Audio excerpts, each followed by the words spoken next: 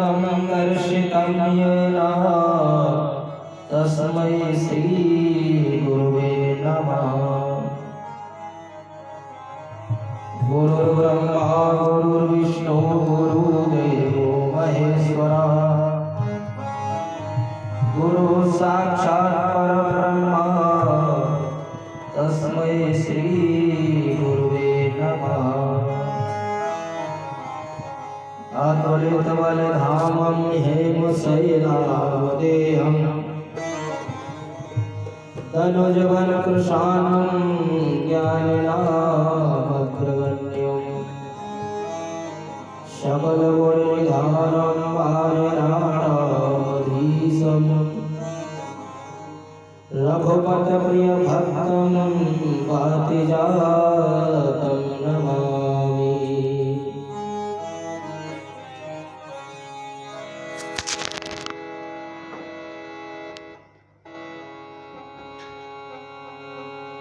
मुकुंद माधव गोविंद बोल केशव माधव हरि हरि बोल।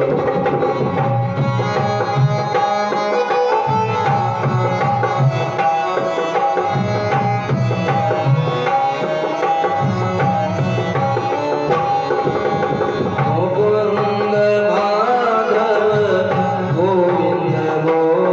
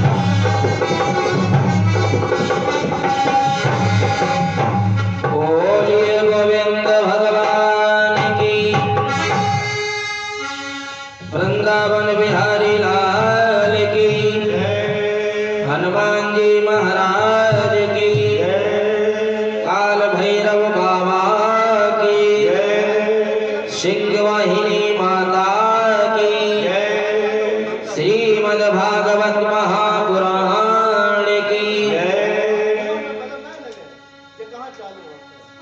परम मंगलमय श्रीमद् भागवत कथा के पंडाल में उपस्थित हमारे सभी श्रोता बंधुओं, नैमिषारण्य तीर्थ में श्री सूत जी महाराज शौनकादिक ऋषीश्वरों को कथा अमृत पान करा रहे हैं। परम पूज्य गुरुदेव भगवान के द्वारा कल आप लोग कथा श्रवण कर रहे थे। शौनकादिक ऋषीश्वर बाबा नारद को श्रीमद् भागवत कथा का रसास्वादन करवा रहे हैं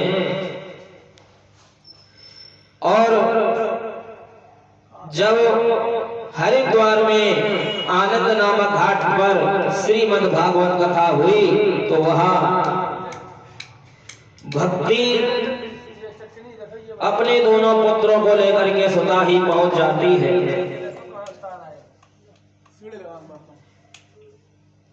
और भक्ति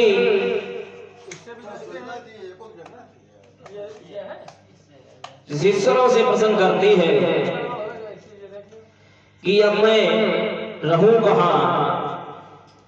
तो बाबा नारद कहते हैं आप भगवान के भक्तों के हृदय में निवास करो।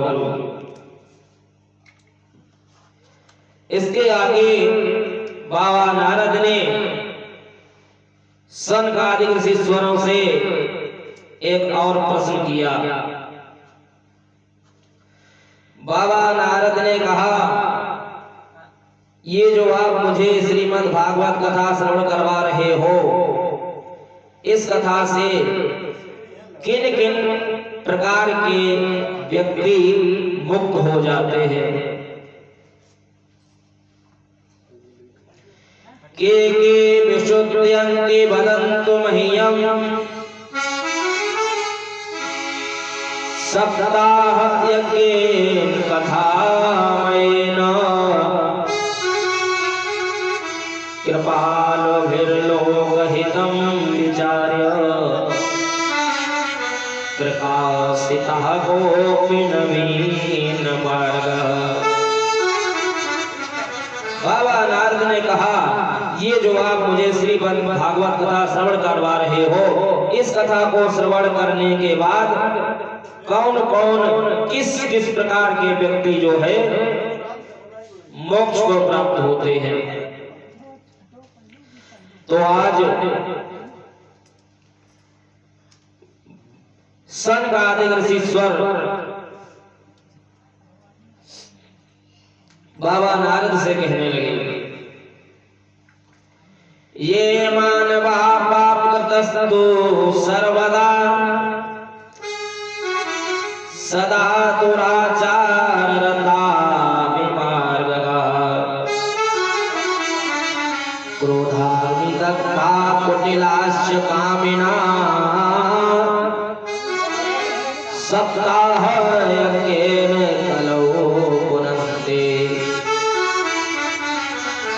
जो व्यक्ति जीवन भर पाप करता रहा हो, जीवन भर दुराचार करता रहा हो, क्रोध की अग्नि में जलता रहा हो, जो कुटिल हो, पापी हो, ऐसे व्यक्ति अगर श्रीमद् भागवत कथा को श्रवण कर ले तो मुक्त हो जाते हैं अपने पापों से। और जो पितृ और मातृ जिसको दोष लगा हो, ऐसे व्यक्ति भी श्रीमद् भागवत कथा को श्रवण करने से मोक्ष को प्राप्त होते हैं। और शौनकादिक ऋषीश्वर कहने लगे, जो व्यक्ति सारा जीवन पाप करते करते जिसकी मृत्यु हो जाए और मृत्यु के बाद जो व्यक्ति प्रेत यात्रा में चला जाता है, उस व्यक्ति के भी मुक्ति श्रीमद् भागवत कथा को श्रवण करने से उसकी भी मुक्ति हो जाती है। तो बाबा नारद कहने लगे, आज तक किसी की मुक्ति हुई है? तो सनकादिक ऋषि स्वर कहने लगे, इसके बारे में एक कथा सुनो। अत्र ते कीर्त्यस्यामा इतिहासं पुरातनम् यस्य श्रवण मात्रेण पापहानिः प्रजायते। आज सनकादिक ऋषिश्वरों ने बाबा नारद को एक प्राचीन इतिहास सुनाया। कौन? कहने लगे हैं सनकादिक ऋषि, तुंगभद्रा तटे पूर्वं भूतपत्तनमुत्तमम् यत्र द्वर्णा स्वधर्मेण सत्यसतकर्म तत्परः। तुंगभद्रा नदी के तट पर एक बहुत सुंदर उत्तम नगर बसा हुआ है। उस नगर में चारों वर्णों के व्यक्ति निवास करते हैं। उसी नगर में आत्मदेवः पुरे तस्मिन् सर्ववेद विशारदा श्रौतस्मादेषु निष्णातो द्वितीय इव भास्कर। आज सनकादिक ऋषि बाबा नारद को सुना रहे हैं, उसी नगर में एक आत्मदेव नामक पंडित जी रहते थे, जो चारों वेदों के ज्ञाता थे।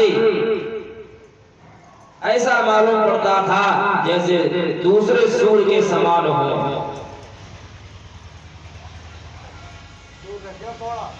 उन पंडित जी बहुत धनवान थे, धन की कोई कमी नहीं थी उनके यहाँ। और जो उनकी पत्नी थी उसका नाम धुंधली था, बहुत सुंदर थी। धुंधली सुंदर तो थी लेकिन उसके विचार सुंदर नहीं थे। हमेशा पंडित जी से लड़ाई झगड़ा करना उसका नित्य का काम था। सुबह पंडित जी पूजा करके ठाकुर जी को अपने आश्रम में विराजमान करते हैं और धुंधली उनको उठा करके बाहर फेंक देती है। पंडित जी के घर में सब कुछ है, लेकिन केवल एक चीज की कमी है, उनके कोई संतान उत्पन्न नहीं हुई। जब कोई संतान उत्पन्न नहीं हुई तो पंडित जी ने अपने ज्योतिषियों से पूछा, तो ज्योतिषियों ने बताया है कि आप दान करना प्रारंभ कर दो, हो सकता है कोई संतान उत्पन्न हो जाए।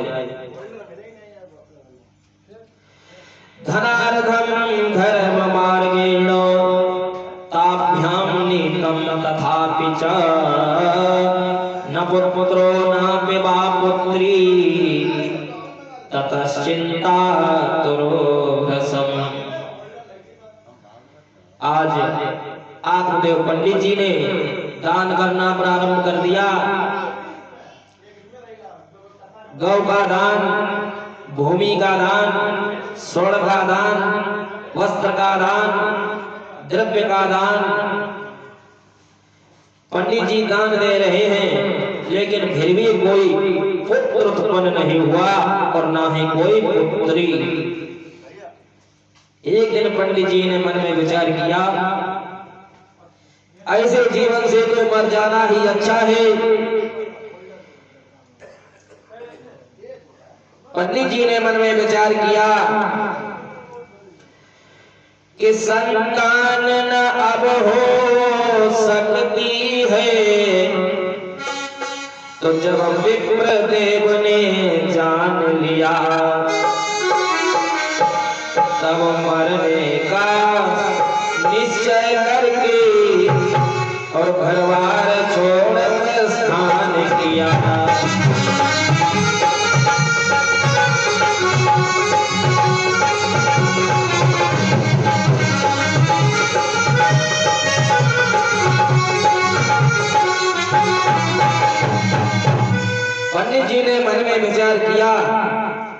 ऐसा लगता है अब कोई संतान उत्पन्न नहीं होती।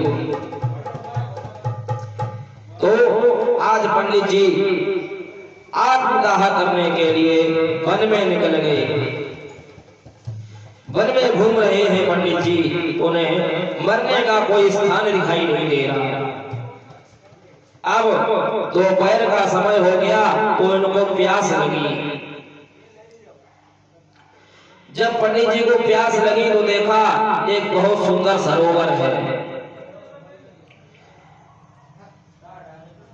उसमें देखा बहुत सुंदर जल भरा हुआ है। आज पंडित जी ने उस सरोवर में जल पिया और मन में विचार आया कि इस सरोवर में ही डूब करके अपने शरीर को शांत कर देता हूं। तो जैसे ही पंडित जी उसमें डूबने चाहे, पीछे से आवाज आई, ठहरो। पंडित जी ने पीछे मुड़कर के देखा तो एक महात्मा जी खड़े हैं। तो महात्मा जी ने पूछा, कथम रोदसी विप्रत्वं काते चिंता बलीयसी वदत्वं सत्वरं मह्यं स्वस्य दुःखस्य कारणम्। क्या कारण है ब्राह्मण देव, क्यों मरना चाहते हो? तो आज उन ब्राह्मण देव ने अपने मरने का कारण बताया। महाराज कहने लगे, हे महात्मन, मेरे कोई संतान नहीं है, इसलिए मैं मरना चाहता हूं। क्योंकि शास्त्रों में लिखा है जिसके कोई पुत्र या पुत्री उत्पन्न नहीं होती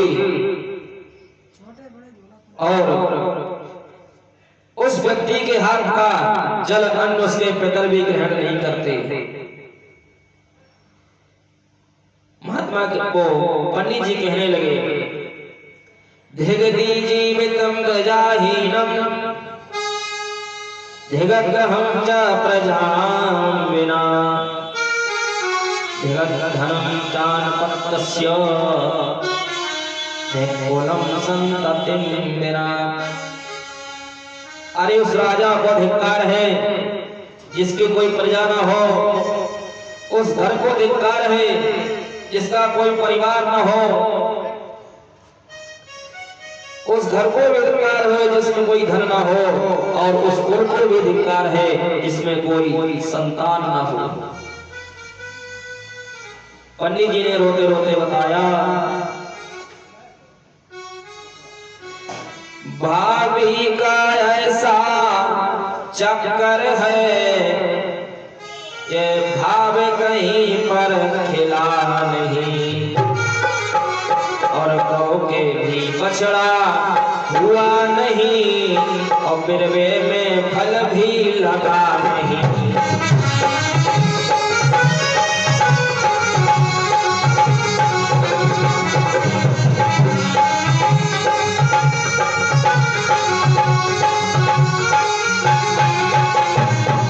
बोलिए वृंदावन बिहारी लाल की। पंडित जी महाराज कहने लगे, मैं अपने हाथ से जो वृक्ष लगाता हूँ सूख जाता है, मैं जो गाय पालता हूँ बांझ हो जाती है, कुआं खुदवाता हूँ उसमें पानी नहीं निकलता, मैं इतना अभागा हूँ, इसलिए मैं मरना चाहता हूँ। और सारे यत्न कर चुका हूं, एक संतान उत्पन्न नहीं हुई। तो महात्मा जी ने समझाया कि संतान का सुख किसको प्राप्त हुआ है। राजा सगर के 60,000 पुत्र थे, क्या सगर को संतान का सुख प्राप्त हुआ? चित्रकेतु में 1000 रानियां थी, एक रानी के पुत्र पैदा हुआ, सब रानियों ने मिलकर उस पुत्र को मार दिया।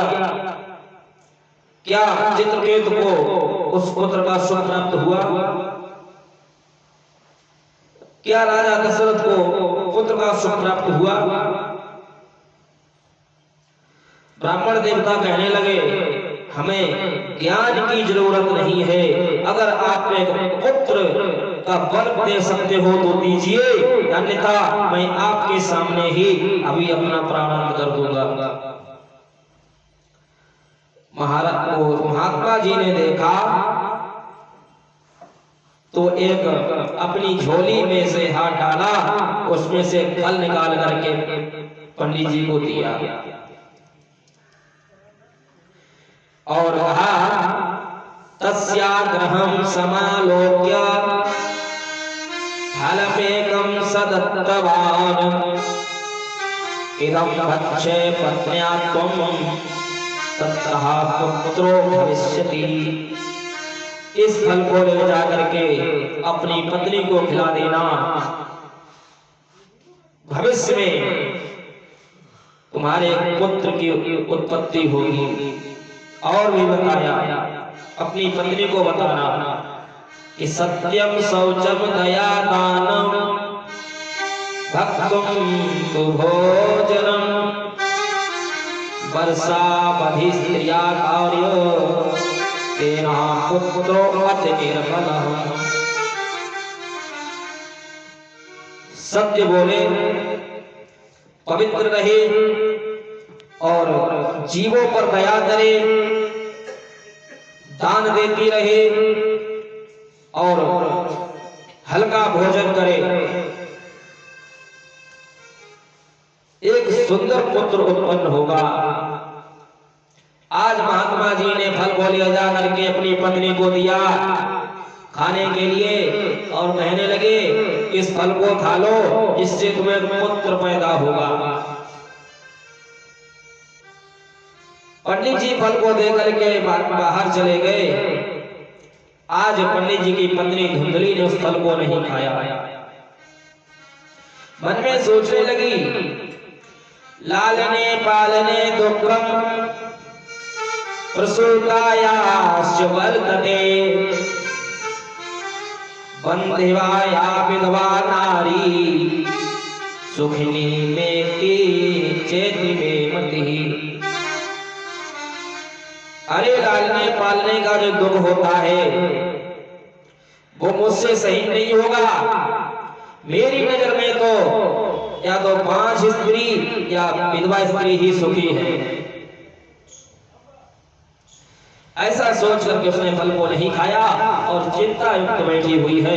उसी समय उसकी एक बहन आ गई, सारी बात उसने अपनी बहन को बताई तो बहन कहने लगी, चिंता क्यों करती हो, हमारे यहाँ धन नहीं है लेकिन संतानें बहुत हैं, और तुम्हारे यहाँ धन बहुत है लेकिन संतान कोई नहीं है।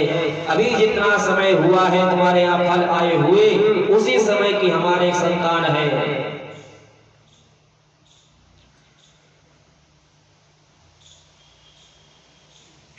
फल आए जितना समय हुआ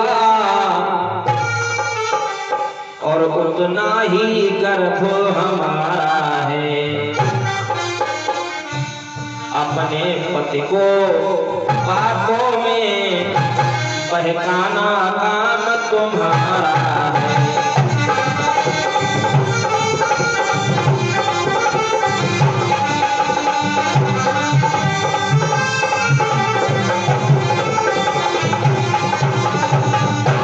धुंधली कहने लगी, जी जी मैं समझी नहीं, आप कहना क्या चाहती हो।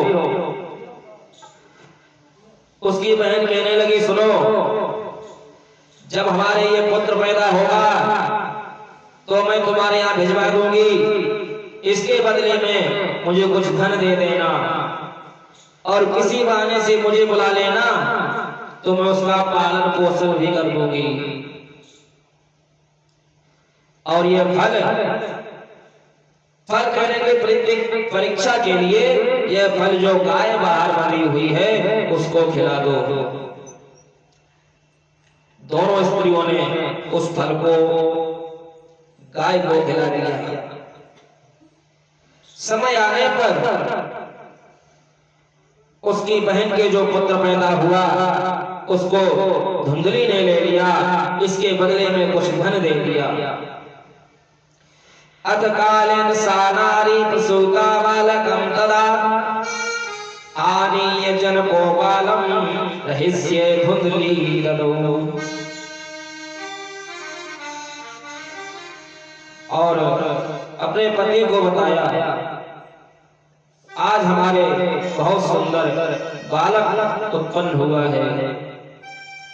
पंडित जी के खुशी का ठिकाना नहीं रहा। अरे दशरथ पौत्री जन्म सोने का मानो ब्रह्मानंद समा।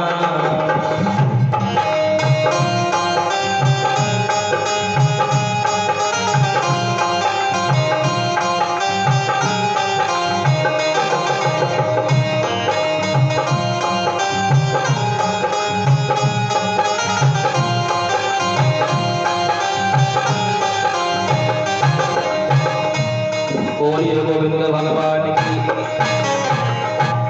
जो खुशी महाराज दशरथ को जब उनके घर में 4 पुत्र पैदा हुए थे, जो खुशी हुई थी, वही खुशी आज आत्मदेव पंडित जी को भी हुई है। बहुत दान दिया है अपने पुत्र के जन्मोत्सव में। जब कुछ समय व्यतीत हुआ तो पंडित जी ने अपने पुत्र का नामकरण करने के लिए अपनी पत्नी से कहा कि मैं पुत्र का नामकरण कराना चाहता हूं। तो धुंधली कहने लगी, अरे मेरा पुत्र है तो मैं नाम भी खुद ही रखूंगी। पतिना तत्कृतं सर्वं अरे पुत्र रक्षण हेतवे पुत्रस्य धुंधकारी नाम मात्रा प्रतिष्ठितम। मैंने अपने उसको 9 महीने अपने कोख में रखा है। पिता से ज्यादा अधिकार मां का है, इसलिए इसका नाम मैं धुंधकारी रख रही हूं। आत्मदेव चाहते थे मेरा नाम आत्मदेव है तो मैं अपने पुत्र का नाम रामदेव रखूंगा। इसके बाद 3 महीने के बाद एक गाय ने जो फल खिला दिया था, बहुत सुंदर बालक को जन्म दिया, जिसका पूरा शरीर तो मनुष्य का है लेकिन कान गाय की तरह है।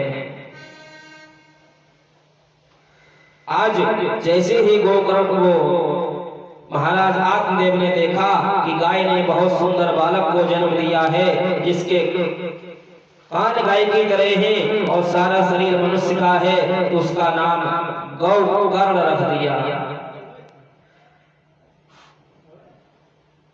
जब समय व्यतीत हुआ क्रियाकालीन तौ जातौ तरुणौ तनया बुभौ गोकर्णः पंडितो ज्ञानी धुंधकारी महाखल। जब धीरे धीरे समय व्यतीत हुआ, ये बालक कुछ बड़े हुए तो बालक गोकर्ण संध्योपासन करने वाला, भगवान की भक्ति करने वाला, भजन करने वाला, और धुंधकारी लड़ाई झगड़ा, छोटे छोटे बच्चों को मारता है, पीटता है। कोई कहता है भैया मुझे जरा रास्ता पार करवा दो, तो ले जा करके बीच रास्ते में खड़ा कर देता है। इस तरह से कृत्य धुंधकारी करने लगा। जब कुछ और बड़ा हुआ, इसने शराब पीना प्रारंभ कर दिया, जुआ खेलना प्रारंभ कर दिया, चोरी करना प्रारंभ कर दिया। अब आत्मदेव बहुत दुखी हुए।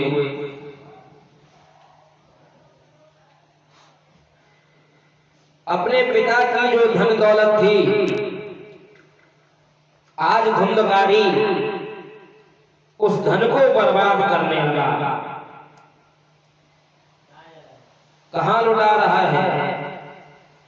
वैश्यों के लिए। हिंसका शस्त्रधारी च दीनांधानां प्रपीडका चांडाला धृतो नित्यम पाशहस्त सुसंगतम। आज गलत लोगों की संगत में पड़ने के बाद धुंधकारी अपने पिता की दौलत को बर्बाद करने लगा। एक दिन आत्मदेव ने धुंधकारी को समझाया तो वह अपने पिता को ही डांटने लगा। पिताजी बहुत दुखी हुए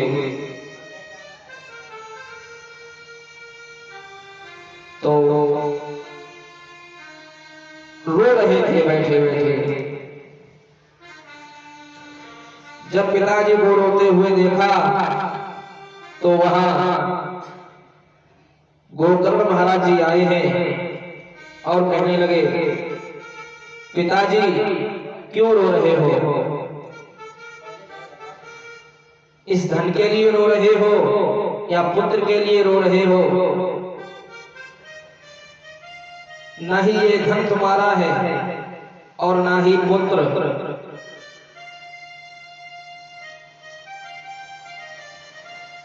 कहने लगे तो बेटा मैं क्या करूं? मुंचा ज्ञानम प्रजारूपम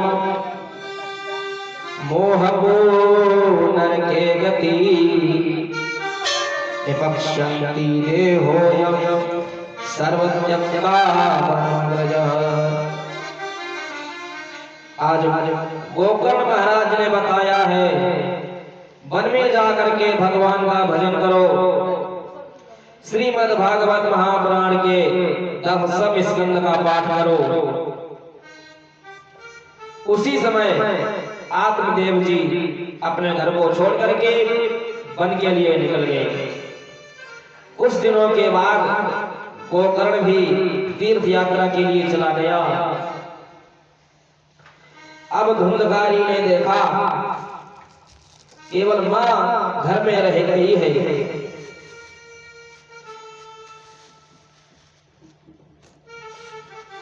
तो अपनी मां को कहने लगा, मां मुझे धन चाहिए। उसकी मां कहने लगी, बेटा अभी नहीं, सुबह ले लेना। तो आज डंडा लेकर के अपनी मां को मार रहा है। आज धुंधली बहुत दुखी हुई। अपने पुत्र की इस करतूत पर, रात्रि का समय है, एक अंधे कुएं में जाकर के उसने अपना प्राणांत कर दिया। धुंधकारी ने देखा पिताजी वन को चले गए, मां की मृत्यु हो गई, भाई तीर्थ यात्रा पर चला गया, अब केवल घर में मैं ही रह गया हूं। इसने 5 वैश्यों को ला करके अपने घर में रखा। उन 5 वैश्यों पर ही धन लुटा रहा है। धीरे धीरे जब सारा धन समाप्त हो गया, आज चोरी करने को जाता है। एक आध 2 बार पकड़ा भी जाता है। धन की व्यवस्था कहीं से नहीं हो रही। तो वैश्यों ने सोचा अब इसके पास धन खत्म हो गया है, ऐसा करो अब इसको छोड़ करके कहीं और चलो, क्योंकि यह चोरी करने जाता है, किसी दिन पकड़ा जाएगा और हमें भी पकड़वा देगा। आज धुंधकारी रात्रि के समय में घर में लौट करके आया और जब वह बिस्तर पर सो गया तो इन वैश्यों ने रस्सी से बांध करके धुंधकारी को मारना प्रारंभ कर दिया। जब धुंधकारी की मृत्यु नहीं हुई तो जलता हुआ कार धुंधकारी के मुंह में डाल दिया। तप्ता अंगार समूहाश्च तन्मुखे ही विचुक्षुपिः अग्निज्वालादि दुःखेन व्याकुलो निधनं गतः। तड़प तड़प करके आज धुंधकारी की मृत्यु हुई। उन वैश्यों ने घर में ही एक गड्ढा को खोद करके धुंधकारी को वहीं दफना दिया और वहां से रफू चक्कर हो गई। अब तो धुंधकारी बहुत बड़ा प्रेत बना।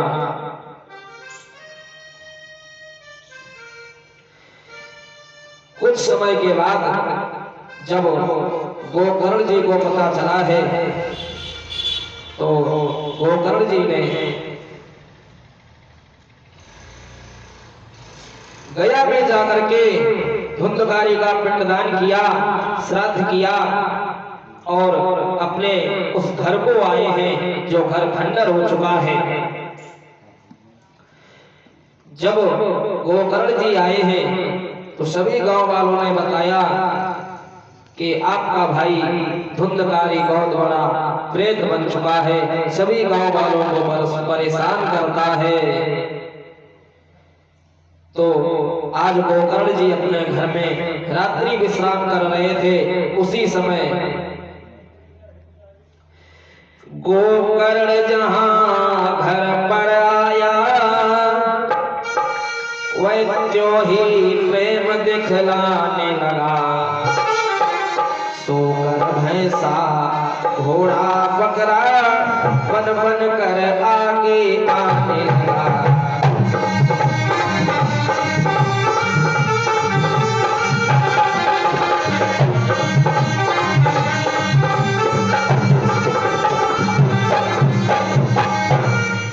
गोकर्ण जी कहने लगे, कौन हो, मुझे क्यों डरवा रहे हो? तो एक रोने की आवाज आई। काली छाया दिखाई पड़ी सामने। गोकर्ण जी ने हाथ में जल लिया, उस काली छाया के ऊपर मार दिया। बोले, कौन हो तुम, बताओ मुझे। कहने लगा रो करके, अहम भ्राता तुदीयोस्मि धुंधकारी नामता स्वकीये नैव दोषेण ब्रह्मत्वं नासितं मया। मैं तुम्हारा भाई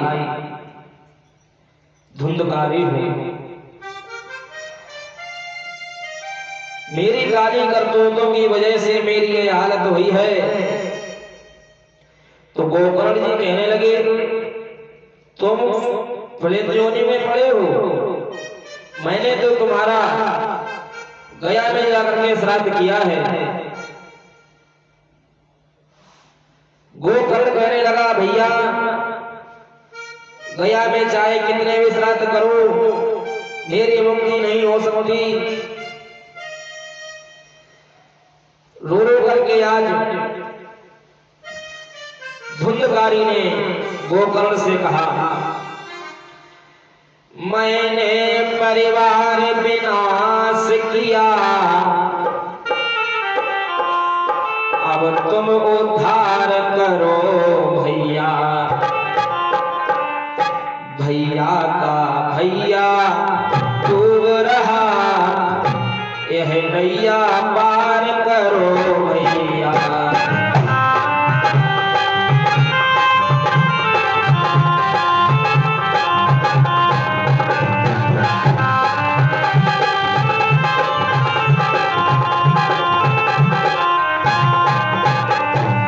बोलिए गोविंद भगवान की। आज गोकर्ण जी ने धुंधकारी को आश्वासन दिया। जैसे ही सुबह हुई, गोकर्ण जी जो कि भगवान सूर्य के उपासक थे, भगवान सूर्य से प्रार्थना की, भगवान सूर्य तुरंत वहां प्रकट हुए और कहने लगे, अगर तुम अपने भाई की मुक्ति चाहते हो तो श्रीमद्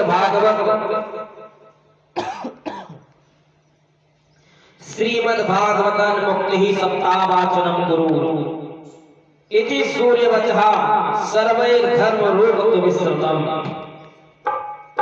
अगर अपने भाई की मुक्ति चाहते हो तो श्रीमद् भागवत कथा सप्ताह का वाचन करो।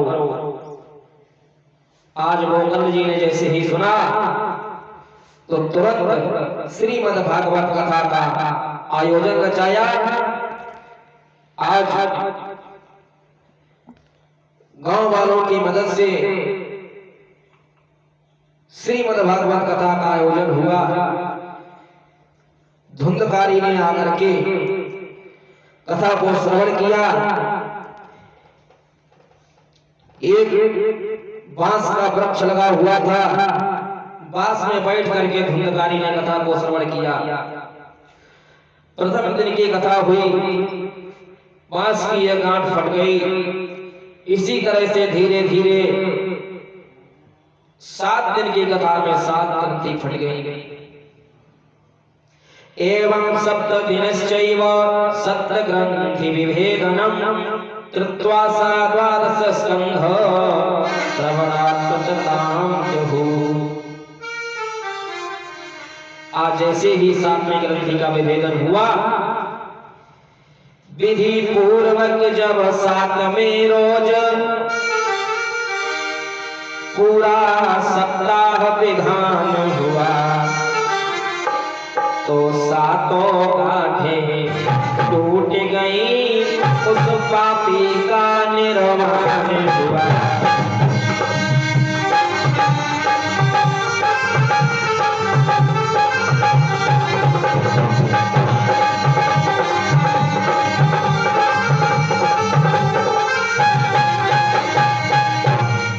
आज धुंधकारी देव रूप बन करके बाहर आया तो धुंधकारी के लिए एक विमान आया ऊपर से।